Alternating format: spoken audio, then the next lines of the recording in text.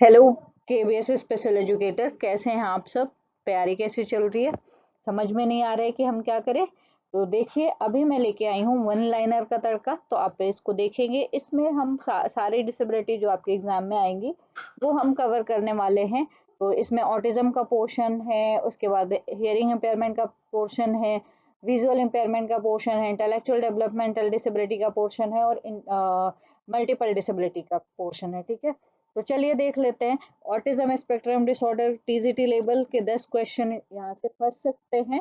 तो सबसे पहली लाइन है या पॉइंट है वो देख लेते हैं कि अगर एक बच्चा बार बार एक ही एक्टिविटी कर रहा है, ठीक है, मतलब एक बच्चा बार बार एक ही गतिविधि करता है और सामाजिक बातचीत से बचता है, ये किसका संकेत है?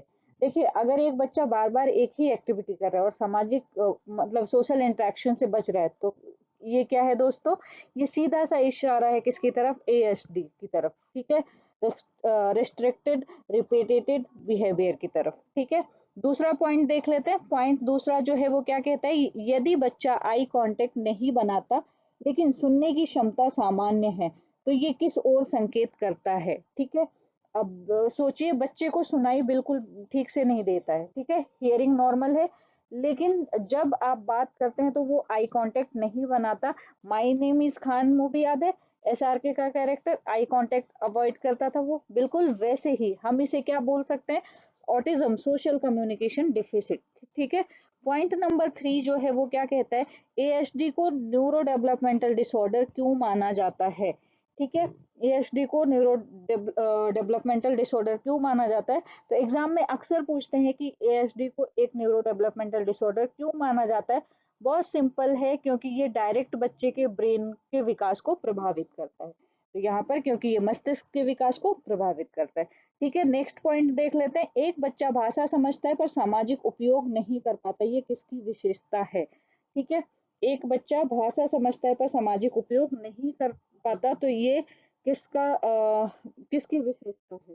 ठीक है, तो एक बड़ा ये इंटरेस्टिंग पॉइंट है। बच्चा भाषा समझता है पर सामाजिक तौर पर, मतलब सोशली कहाँ है और कैसे यूज करना है ये नहीं पता है। इसे प्रैग्मेटिक कम्युनिकेशन डिफिसिट यानी एएसडी कहते हैं, यानी भाषा आती है पर कम्युनिकेशन नहीं आता है। ठीक है, पॉइंट नंबर 5 है जो क्या कहता है कि एएसडी में सेंसरी ओवरलोड से बच्चा क्या बिहेवियर या व्यवहार दिखा सकता है? ठीक है, ये एएसडी में सेंसरी ओवरलोड से बच्चा क्या व्यवहार दिखा सकता है? वो थोड़े से शोर या तेज आवाज में अपना कान बंद कर लेता है या बहुत चिड़चिड़ा हो जाता है। चलिए बढ़ते हैं नेक्स्ट स्लाइड की तरफ और देख लेते हैं हमारी नेक्स्ट स्लाइड क्या है। तो हमारे सामने है नेक्स्ट स्लाइड। चलिए इसको डिकोड करते हैं। तो दोस्तों आगे बढ़ते हैं और देखते हैं अगले ये जो 5 बहुत ही जरूरी सवाल जो आपके टीजीटी एग्जाम में सीधे देखने को मिल सकते हैं। तो इसमें पॉइंट नंबर 6 जो है वो क्या कहता है? ऑटिज्म और इंटेलेक्चुअल डिसेबिलिटी में मुख्य अंतर क्या है? ठीक है, ध्यान रखिए, एएसडी में सबसे बड़ी प्रॉब्लम है सोशल डिफिसिट, यानी लोगों से जुड़ ना पाना और कम्युनिकेशन ना कर पाना। जब आईडी में मेन प्रॉब्लम होती है आईक्यू डिफिसिट, ठीक है, तो एसडी में मेन प्रॉब्लम क्या होगी? सोशल डिफिसिट, और आईक्यू में आईडी में आईक्यू डिफिसिट। ठीक है, चलिए आगे बढ़ते हैं और नेक्स्ट पॉइंट देख लेते हैं। नेक्स्ट पॉइंट है एएसडी में अर्ली इंटरवेंशन क्यों महत्वपूर्ण है? ठीक है, तो यहाँ पर यहाँ से सीधा क्वेश्चन देखने को मिल सकता है। ये क्यों इतना इम्पोर्टेंट है? इसका सीधा सा जवाब है ब्रेन प्लास्टिसिटी अधिक होने के कारण। देखिए, छोटे बच्चों का दिमाग बहुत फ्लेक्सिबल होता है, वो नई चीजें और बिहेवियर बहुत जल्दी अडेप्ट कर सकते हैं, इसलिए जितनी जल्दी मदद मिलेगी सुधार उतना अच्छा होगा। ठीक है, चलिए आगे बढ़ते हैं। नेक्स्ट पॉइंट देख लेते हैं। एएसडी में कोमॉर्बिडिटी का क्या अर्थ है? ठीक है, अब यहाँ पर कोमॉर्बिडिटी का मतलब है एक डिसऑर्डर के साथ किसी डिसऑर्डर का भी किसी और डिसऑर्डर का भी मौजूद होना, एक साथ अन्य डिसऑर्डर का होना, यानी जैसे एडीएचडी। ठीक है, जैसे कई बार ऑटिज्म वाले बच्चे को एडीएचडी भी देखने को मिलता है। नेक्स्ट पॉइंट जो है, यदि बच्चा रूटीन बदलने पर परेशान हो जाए, ये किस सिम्टम्स को दर्शाता है?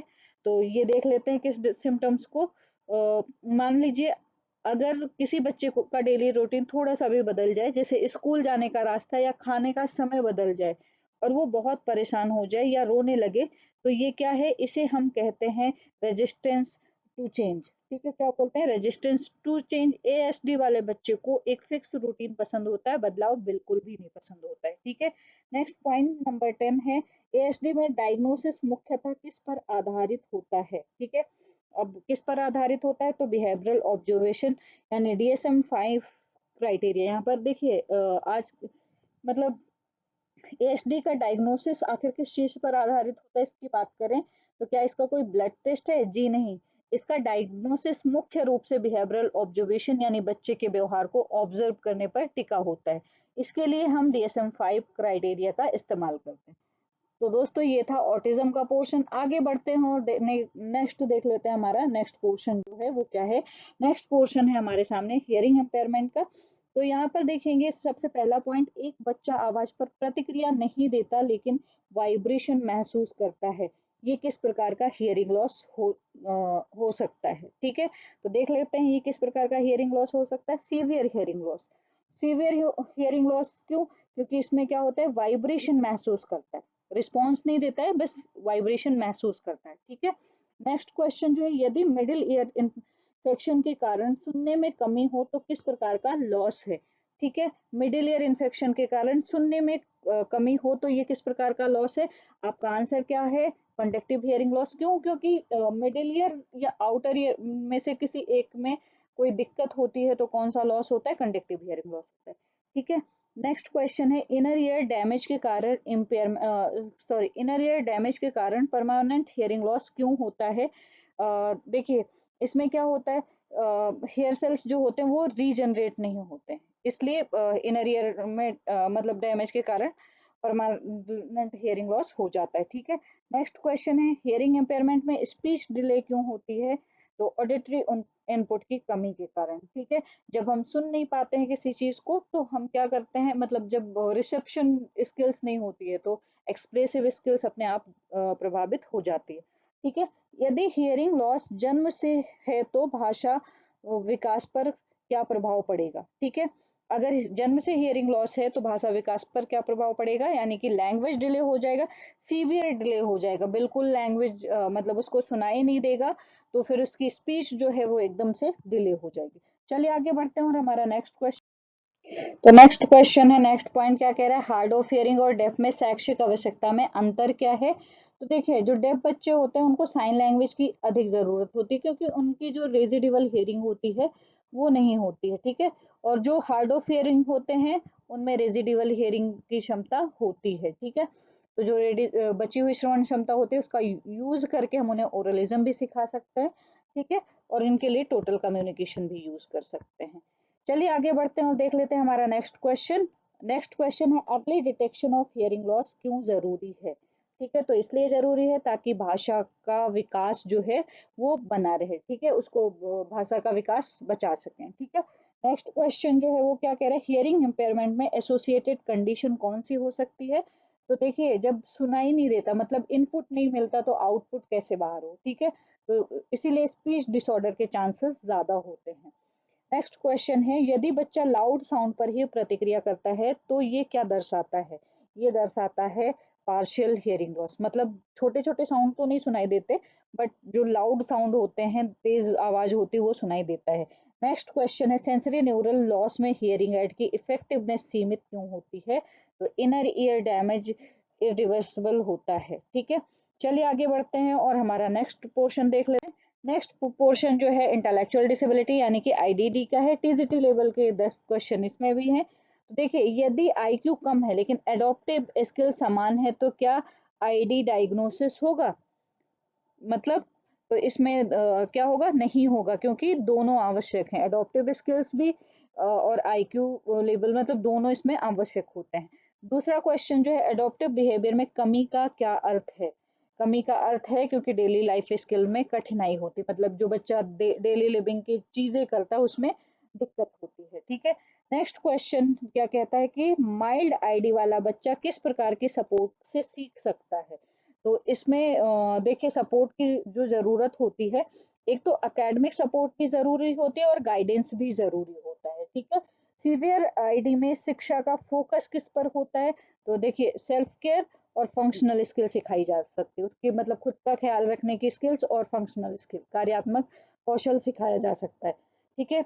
आईडी और लर्निंग डिसेबिलिटी में मुख्य अंतर क्या है? तो देखिए, आईडी में ओवरऑल इंटेलिजेंस जो होता है वो कम होता है, एसएलडी में स्पेसिफिक डिफिसिट होती है, जैसे लिखने में, पढ़ने में, ठीक है, कैलकुलेशन में। ठीक है। तो इसमें ये थोड़ी बहुत दिक्कतें होती हैं। चलिए आगे बढ़ते हैं और हमारा नेक्स्ट क्वेश्चन देख लेते हैं। नेक्स्ट क्वेश्चन जो है इंटेलेक्चुअल डिसेबिलिटी यानी आईडी टीजीटी लेवल के, इसमें अभी वही पोर्शन चलेगा। तो इसमें देख लेते हैं नेक्स्ट क्वेश्चन जो है, डाउन सिंड्रोम में इंटेलेक्चुअल डिसेबिलिटी क्यों होती है? तो क्यों होती है? क्योंकि क्रोमोसोमल एबनॉर्मलिटी होती है, मतलब ट्रिसोमी 21 की वजह से। ठीक है। दूसरा क्वेश्चन जो है, यदि बच्चा प्रॉब्लम सॉल्विंग में कमजोर है, ये किसका संकेत है? तो ये संकेत किसका होता है? इंटेलेक्चुअल लिमिटेशन की। ठीक है। यानी कि बौद्धिक सीमित क्षमता होती है। ठीक है। नेक्स्ट क्वेश्चन जो है, अर्ली स्टिमुलेशन आईडी में क्यों जरूरी है? तो क्यों जरूरी है? ताकि डेवलपमेंट इम्प्रूव कर सकें। ठीक है। नेक्स्ट क्वेश्चन जो है, आईडी में को मॉर्बिडिटी का उदाहरण क्या है? तो एपिलेप्सी है। ठीक है। नेक्स्ट क्वेश्चन जो है, आईडी का डायग्नोसिस केवल आईक्यू टेस्ट से क्यों नहीं किया जा सकता है? तो ये इसमें क्या जरूरी है? एडॉप्टिव बिहेवियर भी जरूरी है, इसलिए ये सिर्फ आईक्यू टेस्ट से नहीं हो सकता है। ठीक है। चलिए आगे बढ़ते हैं और हमारा नेक्स्ट क्वेश्चन देखते हैं। नेक्स्ट क्वेश्चन है मल्टीपल डिसेबिलिटी यानी एमडी का। तो देख लेते हैं इसका टीजीटी लेवल के 10 क्वेश्चन इसमें देखने को मिलेंगे आपको। यदि बच्चा एक साथ हियरिंग और विजन दोनों में समस्या रखता है तो ये क्या है? तो इसको क्या बोलते हैं? डेफ ब्लाइंडनेस बोलते हैं। ठीक है। डेफ ब्लाइंडनेस, इसको एक चीज और बोल सकते हैं, क्या बोल सकते हैं? डुअल, इसको क्या बोलते हैं? Dual sensory disability. ठीक है। क्या बोलते हैं? Dual sensory disability. अगर आपसे पूछा जाता है तो आपको क्या लिखना है? Deaf blindness. ठीक है। क्योंकि सुनना और देखना दोनों सेंसरी डिसेबिलिटी है। ठीक है। नेक्स्ट है एमडी में इंडिविजुअलाइज्ड एजुकेशन क्यों जरूरी है? क्योंकि इसमें नीड्स जो होती हैं वो मल्टीपल होती हैं, एक से अधिक होती हैं, उसके कारण इंडिविजुअलाइज्ड एजुकेशन जरूरी होता है। ठीक है। नेक्स्ट क्वेश्चन है, एमडी में कम्युनिकेशन डिफिसिट अधिक क्यों होते हैं? तो मल्टीपल सेंसरी इंपेयरमेंट के कारण होते हैं। ठीक है। क्योंकि इसमें जो एक से अधिक सेंसरी इंपेयरमेंट होता है, जैसे कि मैंने डिस्कस किया कि इसे डुअल सेंसरी इंपेयरमेंट बोलते हैं, मतलब सुनने में और देखने में दोनों में दिक्कत होती है। ठीक है। यदि एक डिसेबिलिटी दूसरे को प्रभावित करे तो इसे क्या कहते हैं? इसे कहते हैं इंटरेक्टिंग डिसेबिलिटी, मतलब एक डिसेबिलिटी दूसरे डिसेबिलिटी को प्रभावित करे। एमडी में असेसमेंट टीम में किनका होना जरूरी है? तो मल्टी डिसिप्लिनरी एक्सपर्ट का होना जरूरी है, जिसमें आपका मतलब प्रोफेशनल्स जो हैं वो होने चाहिए, साइकोलॉजिस्ट होने चाहिए, ओटीपी टीएसटी होने चाहिए। ठीक है। स्पेशल एजुकेटर होना चाहिए, मतलब सारी टीम होनी चाहिए, क्योंकि सबका कोऑर्डिनेशन बहुत ज्यादा जरूरी होता है। चलिए आगे बढ़ते हैं, नेक्स्ट क्वेश्चन देख लेते हैं। एमडी में फंक्शनल अप्रोच क्यों अपनाई जाती है? इसलिए अपनाई जाती है ताकि हम बच्चे को प्रैक्टिकल लाइफ स्किल्स सिखा सकें। ठीक है। सीवियर एमडी में लर्निंग का फोकस क्या होता है? तो लर्निंग का जो फोकस होता है वो क्या होता है? बेसिक कम्युनिकेशन सिखाना और सेल्फ केयर यानी कि डेली लिविंग एक्टिविटी सिखाना। ठीक है। एमडी में अर्ली इंटरवेंशन क्यों क्रिटिकल है? क्योंकि इसमें क्रिटिकल इसलिए है क्योंकि डिले को कम करने के लिए चीजें की जाती हैं। ठीक है। हम उसमें डिले को कम करने के लिए सुविधाएं देते हैं, तो एक से अधिक इसमें प्रॉब्लम होती है। ठीक है। नेक्स्ट है, एमडी में एसोसिएटेड कंडीशन का क्या प्रभाव होता है? जिस इससे क्या होता है? कॉम्प्लेक्सिटी बढ़ जाती है, समस्या ज्यादा होती है। ठीक है। एमडी में कैरिकुलम एडॉप्टेशन क्यों आवश्यक है? क्योंकि सबकी नीड अलग है और इनकी नीड जो है एक से अधिक हो सकती है, जैसे सुनने और देखने में दोनों में दिक्कत हो सकती है। ठीक है। चलने फिरने में या फिर चलने में दिक्कत हो सकती है। हम ये भी बोल सकते हैं कि देखने में दिक्कत हो सकती है, सुनने में दिक्कत हो सकती है, मतलब एक से अधिक दिक्कतें होती हैं। तो इंडिविजुअल नीड्स के अनुसार इसलिए एडॉप्टेशन की जरूरत होती है। ठीक है। चलिए आगे बढ़ते हैं और नेक्स्ट पोर्शन देख लेते हैं जो है स्पेसिफिक लर्निंग डिसेबिलिटी यानी एसएलडी का। तो यहाँ पर टीजीटी लेवल के 10 क्वेश्चन होने वाले हैं। यदि बच्चा इंटेलिजेंट है लेकिन पढ़ाई में कठिनाई है, ये क्या दर्शाता है? ये दर्शाता है कि बच्चे को डिसलेक्सिया यानी कि स्पेसिफिक लर्निंग डिसेबिलिटी है। ठीक है।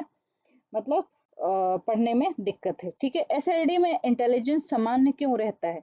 तो इसमें क्या होता है, क्योंकि स्पेसिफिक ब्रेन प्रोसेसिंग इशू होता है, ठीक है, मतलब स्पेसिफिक ब्रेन प्रोसेसिंग इशू होता है, जिससे बस पढ़ने लिखने या गणना कौशल जो होता है वो अफेक्ट होता है। नेक्स्ट क्वेश्चन जो है, यदि बच्चा नंबर समझने में कठिनाई महसूस करता है, ये क्या है, तो ये क्या है, डिसलेक्सिया है। ठीक है, जब नंबर्स को जैसे नंबर्स को पढ़ने और समझने में दिक्कत होती है तो उसको क्या बोलते हैं, डिसलेक्सिया बोलते हैं। राइटिंग में प्रॉब्लम होने पर क्या डिसऑर्डर माना जाता है, तो जब राइटिंग में प्रॉब्लम होती है तो क्या होता है, डिस्ग्राफिया। ठीक है, एसएलडी में एरर पैटर्न क्यों रिपीट होता है, क्योंकि प्रोसेसिंग डिफिसिट के कारण होता है। ठीक है, नेक्स्ट क्वेश्चन देख लेते हैं। नेक्स्ट क्वेश्चन जो है हमारा, स्पेसिफिक लर्निंग डिसेबिलिटी। तो एसएलडी और स्लो लर्नर में क्या अंतर क्या है। अगर हम यहाँ पर अंतर की बात करें तो एसएलडी जो है स्पेसिफिक डिफिसिट डिसऑर्डर होता है, और स्लो लर्नर जो होता है ओवरऑल स्लो होता है। ठीक है, एसएलडी में कोमोर्बिडिटी का उदाहरण क्या है, कोमोर्बिडिटी का उदाहरण क्या है, एडीएचडी है। ठीक है, यदि बच्चा लेटर्स को उल्टा पढ़ता है, ये क्या दर्शाता है, ये दर्शाता है विजुअल प्रोसेसिंग इशू यानी कि डिसलेक्सिया। एसएलडी की पहचान किस स्टेज पर बेहतर होती है, तो स्कूल एज में ज्यादा अच्छी होती है। ठीक है, एसएलडी में डिफिकल्टी परमानेंट क्यों होती है, क्योंकि न्यूरोलॉजिकल बेसिस के कारण होती है। ठीक है, चलिए आगे बढ़ते हैं और हमारा नेक्स्ट कॉन्सेप्ट देख लेते हैं, नेक्स्ट वन लाइनर देख लेते हैं।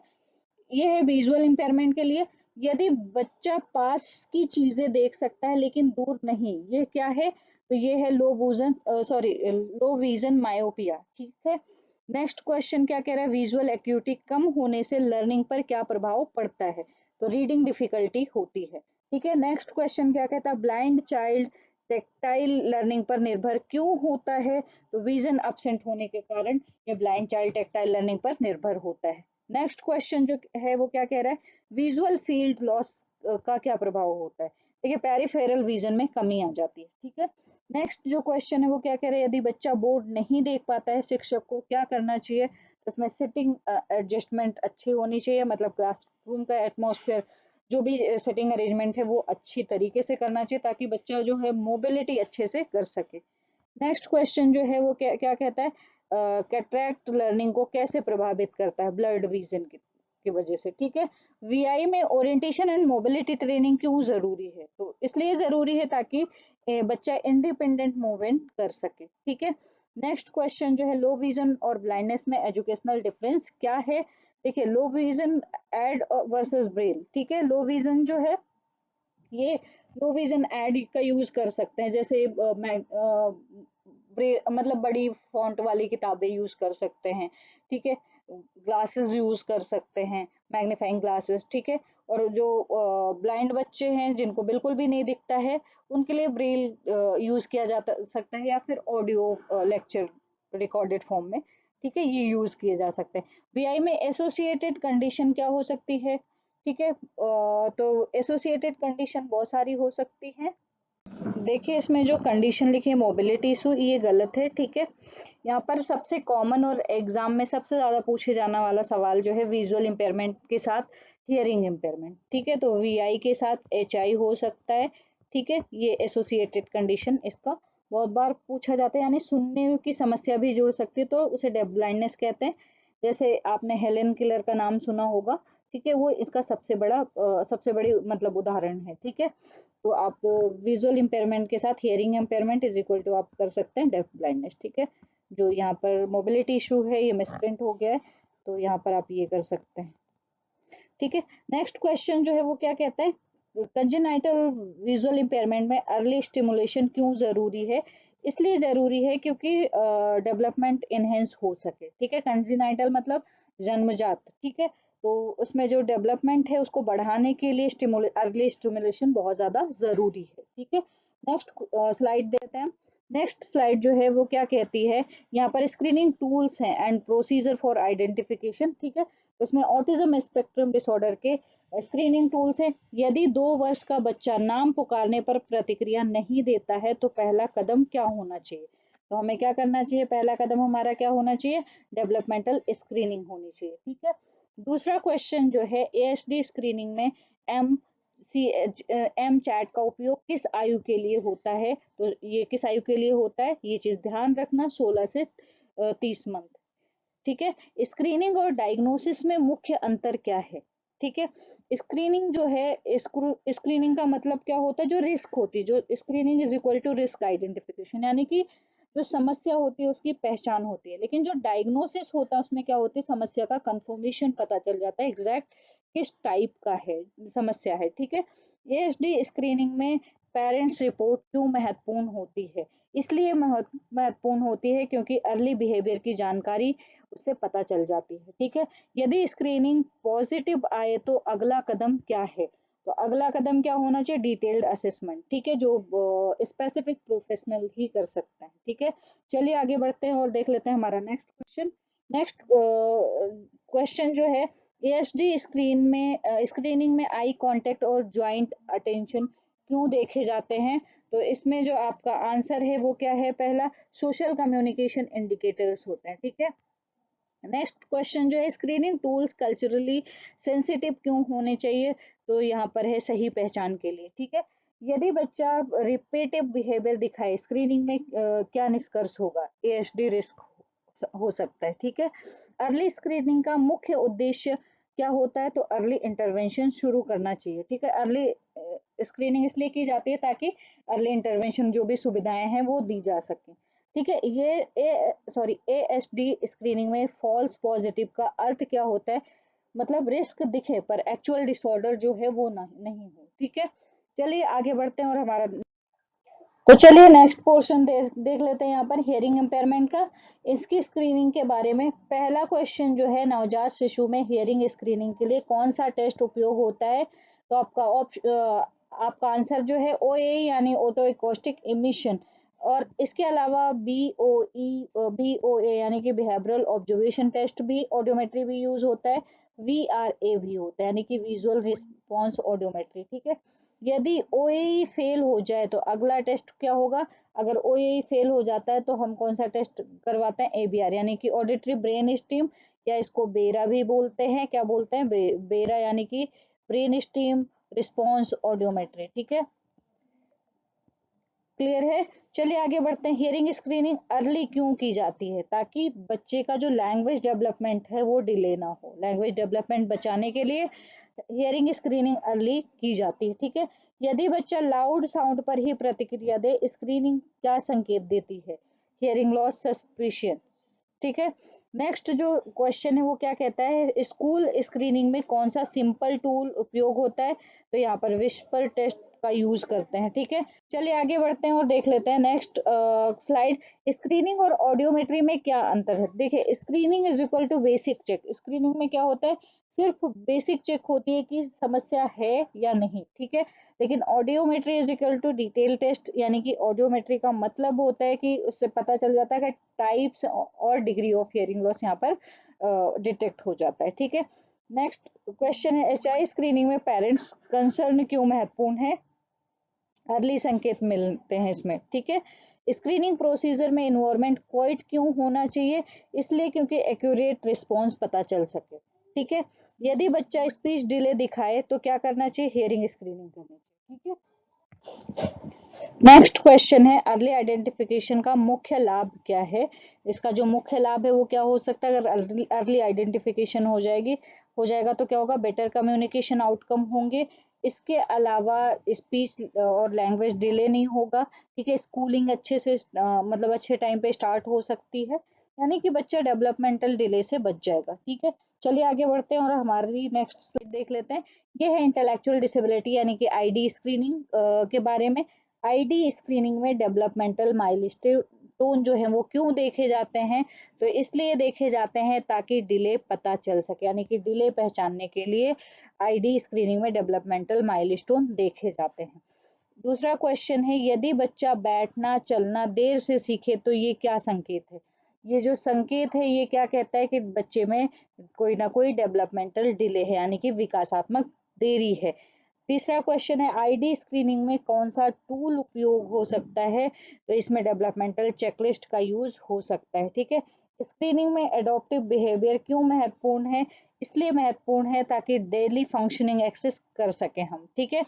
जो डेली लिविंग के कार्य हैं उसको हम असेस कर सके अच्छे से। यदि स्क्रीनिंग में डिले दिखे तो अगला कदम क्या है? अब अगला कदम है आईक्यू एंड एडॉप्टिव असेसमेंट, बच्चे का आईक्यू लेवल और उसकी जो एडॉप्टिव स्किल्स है उसका असेसमेंट। ठीक है, चलिए आगे बढ़ते हैं और नेक्स्ट क्वेश्चन देख लेते हैं। नेक्स्ट क्वेश्चन है स्क्रीनिंग में पेरेंट्स इंटरव्यू क्यों जरूरी है। तो पेरेंट्स का इंटरव्यू इसलिए जरूरी है ताकि डेवलपमेंट हिस्ट्री पता चल सके। ठीक है, नेक्स्ट क्वेश्चन जो है वो क्या कहता है, आईडी स्क्रीनिंग केवल आईक्यू पर आधारित क्यों होती है। आईक्यू पर आधारित इसलिए होती है ताकि एडॉप्टिव स्किल्स भी इसमें जरूरी है। ठीक है, अर्ली स्क्रीनिंग आईडी में क्यों जरूरी है, इसलिए जरूरी है ताकि बच्चे का अर्ली इंटरवेंशन अच्छे से हो सके। ठीक है, नेक्स्ट क्वेश्चन है यदि बच्चा सेल्फ केयर में कमजोर है, स्क्रीनिंग क्या संकेत देती है।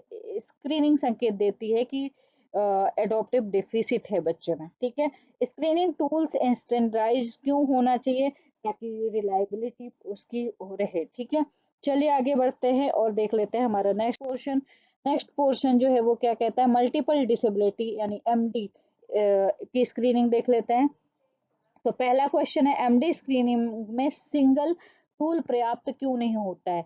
इसलिए क्योंकि इसमें मल्टीपल इम्पेयरमेंट्स के कारण होता है। ठीक है, यदि बच्चा विजन और हियरिंग दोनों में प्रतिक्रिया नहीं देता तो क्या करना चाहिए, मल्टी डिसिप्लिनरी स्क्रीनिंग करवानी चाहिए। मतलब उसका इंटेलिजेंस कोशेंट भी चेक करवाना चाहिए। मतलब जैसे आईडी प्लस एच आई है, ठीक है, आईडी प्लस एच आई है, तो जो आईडी के स्क्रीनिंग टूल्स हैं वो भी यूज होंगे और हियरिंग इम्पेयरमेंट वाले भी यूज होंगे। ठीक है, एमडी स्क्रीनिंग में टीम अप्रोच क्यों जरूरी है ताकि डिफरेंट विशेषज्ञों की आवश्यकता होती है, क्योंकि डिसेबिलिटी जो होती है वो एक से अधिक होती है। ठीक है, स्क्रीनिंग में फंक्शनल एबिलिटी क्यों देखी जाती है, इसलिए देखी जाती है ताकि रियल लाइफ नीड समझ सकें। ठीक है, यदि स्क्रीनिंग इनकम्प्लीट हो क्या समस्या हो सकती है, समस्या हो सकती है मिस आइडेंटिफिकेशन की। ठीक है, चलिए आगे बढ़ते हैं और हमारा नेक्स्ट क्वेश्चन देख लेते हैं।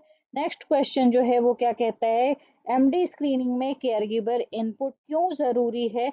इसलिए जरूरी है ताकि बिहेवियर को समझा जा सके। दूसरा क्वेश्चन है स्क्रीनिंग के बाद क्या जरूरी है। तो स्क्रीनिंग के बाद डिटेल असेसमेंट जरूरी है, इसलिए जरूरी है ताकि बच्चे की जो समस्या है वो डायग्नोस हो पाए। ठीक है, नेक्स्ट क्वेश्चन है एमडी में अर्ली स्क्रीनिंग क्यों क्रिटिकल है। क्योंकि कॉम्प्लेक्स डिले होते हैं इसमें, उनको कम करने के लिए अर्ली स्क्रीनिंग क्रिटिकल होती है। ठीक है, यदि एक डिसेबिलिटी डिटेक्ट हो जाए क्या अन्य किसी की भी जांच करनी चाहिए। हाँ, क्योंकि एसोसिएटेड कंडीशन होती है इसमें। ठीक है, स्क्रीनिंग में ऑब्जर्वेशन क्यों महत्वपूर्ण है। ऑब्जर्वेशन इसलिए महत्वपूर्ण है क्योंकि नेचुरल बिहेवियर जो है वो देखने के लिए बच्चे का। नेक्स्ट जो क्वेश्चन पोर्शन है वो है स्पेसिफिक लर्निंग डिसेबिलिटी का, एसएलडी स्क्रीनिंग का। तो यदि बच्चा पढ़ने में लगातार गलती करता है पहला कदम क्या होना चाहिए, एसएलडी स्क्रीनिंग होनी चाहिए। ठीक है, स्पेसिफिक लर्निंग डिसेबिलिटी की स्क्रीनिंग जरूरी है। और दूसरा क्वेश्चन जो है एसएलडी स्क्रीनिंग किस स्टेज पर सबसे प्रभावी होती है। तो प्राइमरी स्कूल एज पर सबसे ज्यादा प्रभावी होती है। ठीक है, स्क्रीनिंग में एकेडमिक परफॉर्मेंस क्यों देखा जाता है ताकि बच्चे की जो स्किल डिफिसिट है उसको पहचाना जा सके। ठीक है, यदि बच्चा लेटर्स उल्टा लिखे क्या संकेत हो सकते हैं, संकेत हो सकते हैं कि बच्चे में डिसलेक्सिया की प्रॉब्लम है। ठीक है, स्क्रीनिंग और डायग्नोसिस में क्या अंतर है। स्क्रीनिंग जो है वो इनिशियल होती है और डायग्नोसिस जो होती है वो फाइनल होती है। ठीक है, डायग्नोसिस यहाँ पर आप कर सकते हैं, जो डायग्नोसिस होती है वो क्या होती है, फाइनल होती है। ठीक है, डायग्नोसिस फाइनल। चलिए आगे बढ़ते हैं और देख लेते हैं हमारा नेक्स्ट क्वेश्चन। नेक्स्ट क्वेश्चन जो है स्पेसिफिक लर्निंग डिसेबिलिटी यानी एसएलडी स्क्रीनिंग की बात की है यहाँ पर। तो एसएलडी स्क्रीनिंग में टीचर ऑब्जर्वेशन क्यों जरूरी है, इसलिए जरूरी है ताकि क्लासरूम बिहेवियर समझा जा सके। बच्चे का जो क्लासरूम में बिहेवियर वो करता है वो समझा जा सके। स्क्रीनिंग टूल्स स्टैंडर्डाइज्ड क्यों होने चाहिए ताकि जो एक्यूरेट मतलब जानकारी उपयुक्त मात्रा में पर्याप्त हो। ठीक है, नेक्स्ट क्वेश्चन जो है यदि स्क्रीनिंग पॉजिटिव आए तो अगला कदम क्या है। अगला कदम है साइको एजुकेशनल असेसमेंट, मतलब उसका साइको और एजुकेशनल असेसमेंट करना। नेक्स्ट क्वेश्चन है एसएलडी स्क्रीनिंग में इंटेलिजेंस टेस्ट तुरंत क्यों नहीं किया जाता। तो पहले एकेडमिक डिफिकल्टी पहचानते हैं उसके बाद कोई नेक्स्ट टेस्ट करते हैं। नेक्स्ट क्वेश्चन है स्क्रीनिंग का मुख्य उद्देश्य क्या है। तो स्क्रीनिंग का मुख्य उद्देश्य जो है वो है अर्ली सपोर्ट देना। ठीक है, चलिए विजुअल इम्पेयरमेंट का भी हम पोर्शन देख लेते हैं। तो यहाँ पर स्कूल में विजन स्क्रीनिंग के लिए कौन सा टूल उपयोग होता है?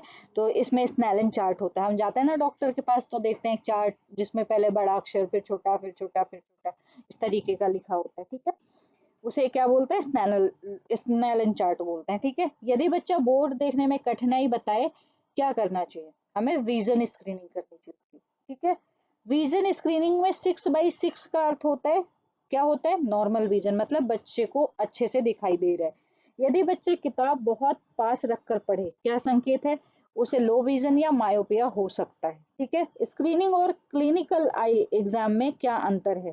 देखिए, स्क्रीनिंग जो है बेसिक चेक होता है, और एग्जाम क्लिनिकल आई जो होता है वो क्लिनिकल आई एग्जाम जो होता है वो क्या होता है? डिटेल्ड में होता है, ठीक है। चलिए आगे बढ़ते हैं और देख लेते हैं हमारी नेक्स्ट स्लाइड। नेक्स्ट स्लाइड है जो विजुअल इम्पेयरमेंट में स्क्रीनिंग की यहाँ पर बात करें तो विजन स्क्रीनिंग में लाइटिंग क्यों महत्वपूर्ण है? इसलिए महत्वपूर्ण है ताकि एक्यूरेट रिजल्ट मिल सके, ठीक है।